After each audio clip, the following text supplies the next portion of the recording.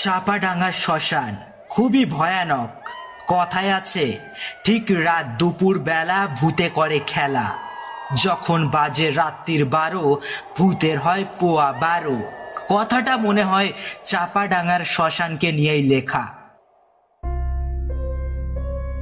যাই হোক, আজ যাকে নিয়ে তোমাদের গল্প বলতে বসেছি তার নাম বিট্টু। ছেলেটা খুবই কল্পনা প্রবণ, ভাবুক প্রকৃতির ছেলে। ওর বিশ্বাস পৃথিবীতে এমন অনেক কিছুই আছে যার ব্যাখ্যা আমাদের পড়ার বইয়ের মধ্যে সারা জীবন খুঁজলেও পাওয়া যাবে না। তার প্রধান কারণ, যারা বই লেখে তাদের কাছেও সেসব ব্যাখ্যা নেই। যাই হোক, বেশি কথা না বাড়িয়ে আসল প্রসঙ্গে আসা যাক। বিট্টু প্রতিদিনের মতো মাঠে বিকালে খেলতে গেছিল। খেলার পরে প্রতিদিনের মতো আজান তলার বটগাছের নিচে বিট্টু, আকাশ, পিকু আর বর্দা আড্ডা মারতে বসেছে। একটা জিনিস দেখবে, প্রতিটা বন্ধুদের দলে একজন সব জানতা মানুষ থাকে। সেই রকমই এই দলে একজন সব জানতা প্রকৃতির ছেলে আছে। ছেলেটার মন ভালো। ছেলেটার নাম আর বললাম না। এখানে কিন্তু সবাই ওকে ভালোবেসে বর্দা বলেই ডাকতো। এবার ওদের মধ্যে পিকু বলল, আরে ভাই আকাশ, তুই ভূতে বিশ্বাস করিস? ভূত আমি ভয় পাই, কিন্তু নিজের চোখে দেখিনি। আচ্ছা বর্দা, তুমি ভূতে বিশ্বাস করো? বর্দা সিগারেটে একটা টান দিয়ে বলল, ওসব ভূত টুত আছে অবশ্য, কিন্তু আমি ভয় টয় পাই না। পল্লবদের পুকুরের ঘাটে মাঝরাতে গিয়ে আমি ঘুরে আসবো। হ্যাঁ, কিন্তু বেশি রাতে ওখানে বসে থাকতে পারবো না, ম্যালেরিয়া হয়ে যাবে, এত মশা সেখানে। কিন্তু চাপাডাঙ্গার শ্মশানে নাকি ভূত আছে শুনেছি। এইবার বিট্টুর কথা বলার পালা।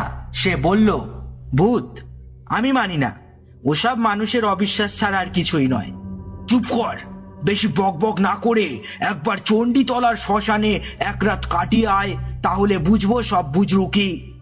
বেশ, আমি আজ রাতে কাটিয়ে দেখে আসবো। ওসব বুজরুকি আমি প্রমাণ করে দেব। আজ শ্মশানের মাঝামাঝি যে শেওড়া গাছটা আছে, ওখানে একটা পেরেক মেরে আসবো। কাল সকালে চলে আসিস তোরা, আমি ওখানেই থাকবো। ওখানেই দেখা হবে তোদের সাথে। এই কথা বলে বিট্টু, পিকু, বর্দা আর তন্ময় তিনজনে বাড়ি চলে গেল। সেদিন ছিল ভরা অমাবস্যা। আকাশে আবার মেঘ করেছিল। রাতটা ছিল ঘুটঘুটে অন্ধকার। চারিদিকে ঠান্ডা বৃষ্টির হাওয়া বইছে। বিট্টু বাড়ি থেকে বেরিয়ে শিবতলার ভাঙা মন্দিরের সামনে থেকে চলল চণ্ডীতলার শ্মশানের দিকে। গ্রামের রাস্তায় কোনো আলো না থাকায় ঘুটঘুটে অন্ধকারের মধ্যে দিয়েও বিট্টু চলল চণ্ডীতলার শ্মশানের দিকে। চণ্ডীতলার শ্মশান ওদের বাড়ি থেকে প্রায় 2 ক্রোশ দূরে। ও নাম শুনেছিল, কিন্তু কোনো দিন ওই শ্মশানে সে যায়নি। পিকু ওকে রাস্তা বলে দিয়েছিল চণ্ডীতলার শ্মশানের যাওয়ার।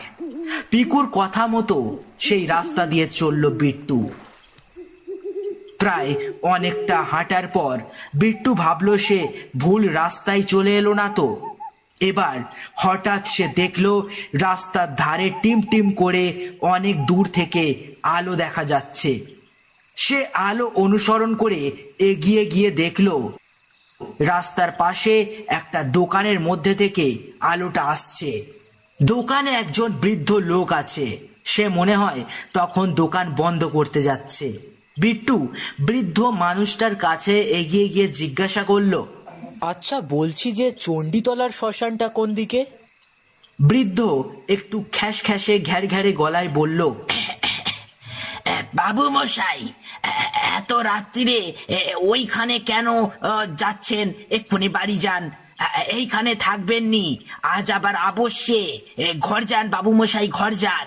বিট্টু বলল, আহা, আপনি শুধু বলুন চাপাডাঙ্গার শ্মশানটা কোথায়।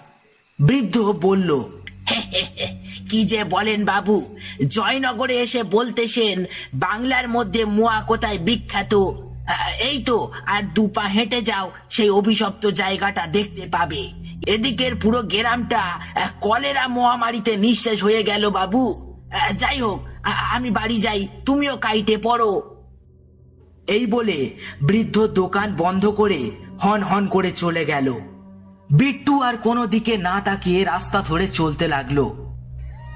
কিছু দূর পর নদীর ধারে সেই অভিশপ্ত শ্মশানে এসে সে হাজির হলো। নদীর ধারে হু হু করে ঠান্ডা হাওয়া বইছে, নদীর উপরে আকাশের কালো ছায়া পড়েছে। বিট্টু গিয়ে নদীর ধারে বসলো। ওর থেকে কিছুটা দূরে একটা চিতা জ্বলছিল। চিতার আগুনের ধোঁয়া আকাশে অতল তলে হারিয়ে যাচ্ছে। হঠাৎ কিছুটা দূর থেকে শোনা গেল, বলো হরি হরি বল, বলো হরি হরি বল, বলো হরি হরি বল, বলো হরি হরি বল। বলতে বলতে চারজন একটা মরা কাঁধে নিয়ে শ্মশানের দিকে এগিয়ে আসছে। কিছুক্ষণ পর শ্মশানের ভিতরে এসে চারজনে মরাটাকে রেখে দিল। তারা বিট্টুর কিছুটা দূরে বসলো। তারপর খানিকটা অবাক চোখে হ্যারিকেন মুখের কাছে তুলে ধরলো। সেই আলোয় বিট্টু দেখলো লোকটার চোখ কোটরের ভেতর ঢুকোনো, আর মনে হয় অনাহারে গালের হাড় ঠেলে বেরিয়ে আসতে চাইছে। লোকটা ঘ্যাস ঘ্যাসে গলায় বলল, বাবু, আপনি একটু মরার পাশে বসবেন, আমরা একটু কাঠ জোগাড় করে আনি। এই বলে তারা চারজন জঙ্গলের দিকে এই অন্ধকারে কাঠ কাটতে চলে গেল। বেশ কিছুক্ষণ ধরে বিট্টুর গাটা কিরকম ছমছম করছে। সে এবার মরার পাশে গিয়ে বসলো। এই অন্ধকার রাতে বেওয়ারিশ লাশের পাশে বিট্টু একা। জঙ্গলের মধ্যে থেকে মুহুর্মুহু শিয়ালের ডাক ভেসে আসছে। রাতটা কেমন যেন অচেনা অজানা জগতের ইঙ্গিত দিচ্ছে। সেই জগৎ মনুষ্য জগতের থেকে অনেক দূরে। সেই জগতে মানুষ বাদে অন্য সব প্রাণীদের বাস। প্রাণী বললে হয়তো ভুল হবে, হয়তো তাদের মধ্যে প্রাণের ছিটে ফোঁটাও নেই। সেই জগতে একমাত্র মানুষ এখন বিট্টু। এইসব কথাই বিট্টু বসে বসে ভাবছে। হঠাৎ একটা দমকা হাওয়া বয়ে গেল বিট্টুর কাছে থেকে। সেই হাওয়ায় হঠাৎ মরার মুখের কাপড়টা সরে গেল, আর তাকে বিট্টু দেখল। একটু আগে যেই মানুষটা তার কাছে এসে কথা বলল, তার মুখের সাথে ওই মরা লাশের মুখ হুবহু এক।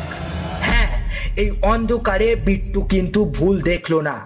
হঠাৎ আচমকা নিস্তব্ধতা ভাঙল একটা খ্যাসখ্যাসে গলার আওয়াজ, যেটা আসছে ঠিক বিট্টুর পিছন থেকে। ঠিক দেখতেছেন বাবু, এইটা আমি। বিট্টু ধীরে ধীরে পিছনে ঘুরে দেখলো, পিছনে এসে দাঁড়িয়ে আছে সেই লোকটা। বিট্টু ভয়ে ভয়ে বলল, কিন্তু কিন্তু তুমি তো এখানে মানে মানে কি মানে করতাছেন বাবু? আসলে আমাদের গ্রামের সবাই কলেরাতে মারা গেছে, লাশ দাহ করবার কেহ নাই, তাই বাধ্য হয়েই নিজেকে নিজের লাশ দাহ করবার জন্য নিয়ে আসতে হয়েছে বাবু। আচমকা বিট্টু দেখলো সেই লোকটার পাশে আরো তিনটে লোক দাঁড়িয়ে। এবার সামনে থাকা লোকটা হ্যারিকেনটা তুলে ধরতে সেই আলোয় বাকি তিনজনের মুখ স্পষ্ট হলো। বিট্টু দেখলো তাদের সবার হুবহু একই মুখ। এটাও কি সম্ভব? এটা কেমন করে হতে পারে? তার সমস্ত চিন্তা লোপ পেতে বসেছে। এবার মরা লাশটা খাটিয়ার উপর হঠাৎ উঠে বসলো। তারপর উচ্চ স্বরে হাসতে শুরু করলো। এবার বাকি চারজন তার সাথে হাসিতে যোগ দিল। এসব দেখতে দেখতে হঠাৎ বিট্টু অচৈতন্য হয়ে পড়ল। অচৈতন্য হওয়ার আগের মুহূর্তে বিট্টু শুনতে পেল তারা বলছে, কি বাবু, অজ্ঞান হলেন?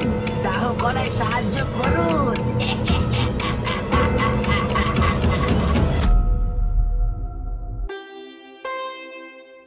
সকালবেলায় পিকু আকাশ বর্দার শ্মশানে এলো, কিন্তু বিট্টুকে তারা কোথাও খুঁজে পেল না। তারা হয়তো ভাবলো বিট্টু পালিয়েছে।